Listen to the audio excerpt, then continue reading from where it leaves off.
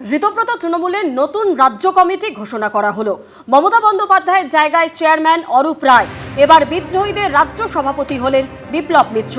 ঋতব্রত তৃণমূলের কার্যকরী সভাপতি জাভেদ আহমেদ খান। অন্যদিকে ঋতব্রত তৃণমূলের যুব সভাপতি আনিসুর রহমান বিদেশ।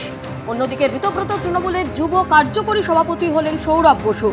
আর মহিলা শাখার রাজ্য সভানেত্রী হলেন সাবিনা ইয়াসমিন। মহিলা শাখার কার্যকরী সভানেত্রী শিউলি সাহা। ঋতব্রত তৃণমূলের ছাত্র পরিষদের চেয়ারম্যান কোহিনুর মজুমদার। ছাত্র পরিষদের রাজ্য সভাপতি হলেন সুদীপ রাহা। আইএনটিটিউসি রাজ্য সভাপতি নির্জল দে।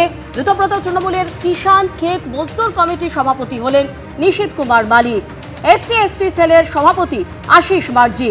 এছাড়াও ঋতব্রত তৃণমূলের সংখ্যালঘু সেলের সভাপতি হলেন বাহারুল ইসলাম।